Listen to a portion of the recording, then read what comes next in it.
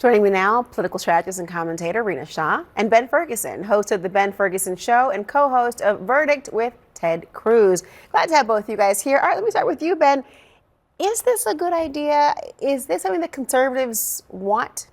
I think it's a great idea. I would love to have people that want to come to America that actually like America, don't hate America, don't make terrorist threats on their social media or talk about the demise of this country. Like, this is exactly the tourists I want in America. I want people that say, I would love to visit this country.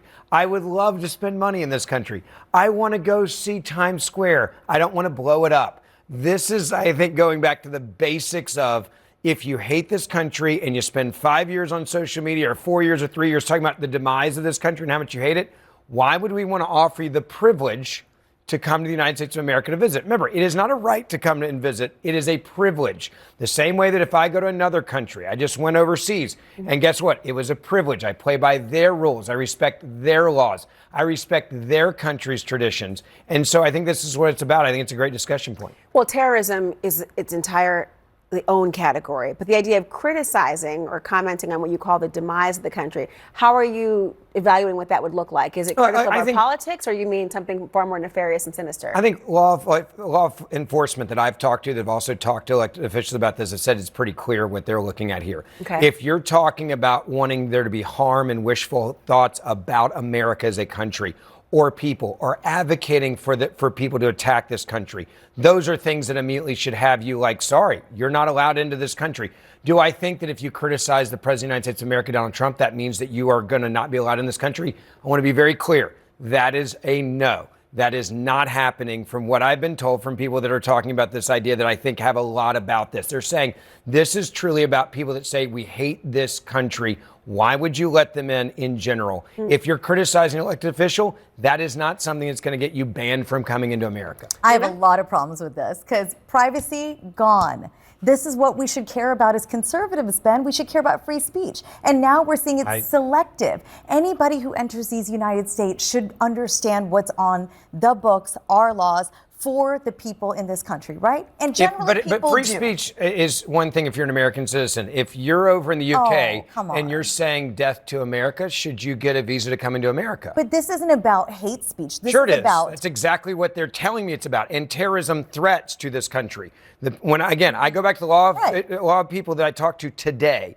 This is about people that are saying that they want there to be ill will and pain and suffering to people in America. So that is the line that they're talking about. Free speech does not just extend to citizens. It extends to people within these United States. We've seen numerous court cases. These people are coming from outside the U.S. It's a privilege to come here. But when you're here, and you're working under the laws of this country, or operating rather, I should say, you shouldn't be somebody that's worried about surveillance the way that we're talking about here. I don't think it's surveillance. This is literally saying before you get here, if you are saying that you hate this country and you want there to be harm to this country, we don't want you to come to this country. Let's say then it's about border security. I think it's a great way of looking at it. I don't think it's about that. I think this is digital dragnet on global visitors. And it shows that we are willing to take anti-American tactics in order to be more secure. I got to ask you a question.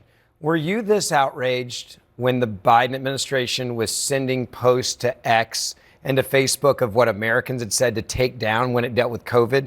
Like, I would have loved to have seen this type of anger and frustration because you had actual Democrats that were censoring and silencing posts they didn't like from the U.S. government. Let me hear her response. Go ahead. What we're talking about here, and I have written this down, this is a 5-year surveillance audit. No, they're saying that they can go back and they want to look to make sure that you don't whitewash what you said over the last 90 days.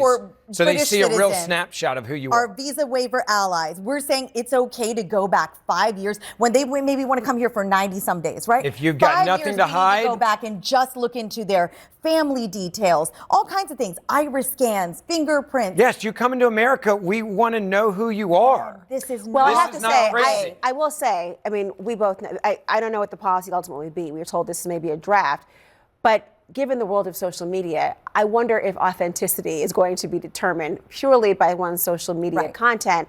Is there a more effective way of establishing whether somebody is intending harm on the United States as opposed to combing through one's Instagram and tweets? I can see somebody easily manipulating the system, but I want to ask about this as well.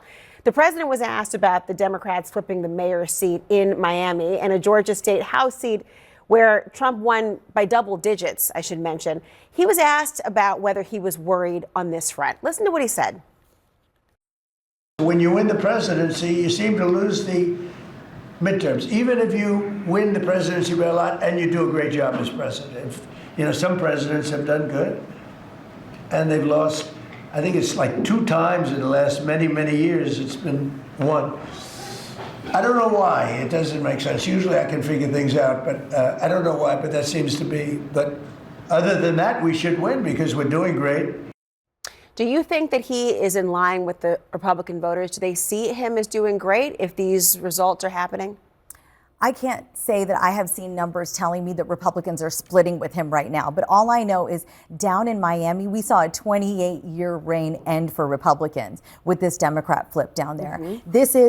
This is problematic for the Republicans writ large because what we are hearing from the president in real time is questioning almost the validity, again, of election results. And he does this every time he's worried about Republicans losing. No. He calls into question free, fair, and just elections just because Democrats won. Let's say this, Ben. He won free, fair, and square this past November. And that's not something we should debate at this point in his presidency. But the thing is, he does that every time Democrats do that. Can't we just admit that Democrats are doing better on candidate quality these days? I'm not a Democrat, but I've got to give it to them. In some parts of this country, they have wised up and realized what they did wrong, what Biden and Kamala Harris did wrong, and they are putting forth better candidates. When Trump does not see Republicans win, he always has to say, well, I don't know what's going on. Calling I think you went fraudulent back to, claims that aren't evidence-based. He went back to history, and we've seen this, right, as the president described it.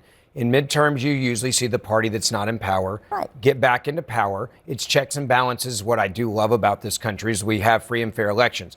You look at Miami and there. That doesn't concern me at all because we're seeing this in a lot of even conservative places. I'm fluent from Texas. Houston proper is very liberal. The suburbs have grown massively and they're extremely conservative. You look at Dallas, the same thing. Austin, the same thing. Look at Tennessee, how conservative is a state, but it's liberal in Nashville, very liberal in Memphis. New Orleans is another example of that. Miami, if you look at Miami-Dade. Ben, even when Trump had a more expansive lead, part of the concern that people are raising in Republican circles, I understand, has been the chipping away of those double-digit leads. That doesn't give you any pause as to how to reorient the conversation? Well, no, and I think what you also see the president doing when he just had his rally, you're going to see him go out and go on the campaign trail. He's clearly going to do that for the midterms because he understands he doesn't want to be a lame duck for 2 years. Mm-hmm. He understands his agenda has to have a majority to win. He doesn't want to waste 2 years. He's going to go out there because the reality is Donald Trump on the ballot helps Republicans all over the country. Well, I'll go back 9-10 months ago. Hold on, I'll go back 9-10 months ago. Was a world and guess what? He won. He's going out there. Promises, I don't just know like with the free Republicans speech bill. that don't want to be on stage with Donald Trump right now. Because every person I talk to that's running for office is begging for 2 things right now. They're begging for a Trump endorsement, and they're begging for Trump to come to their district. Because they want to stay in line. But if you look at because they want to win. They want to win with Donald Trump. That's why he's going on the campaign trail. Look at the latest number from Pew Research Center. It says that 60% of Republican voters are frustrated with the infighting of the Republican Party. Yeah, and 87% also say that they support Donald Trump. He breaks promises, Ben. It's going to be really hard a year from now. You know what? Here's my promise to our advertisers. We're going to break. Rena, Ben, we're going right now. Thank you both. You can talk amongst yourselves. I'll give you a topic. Up next.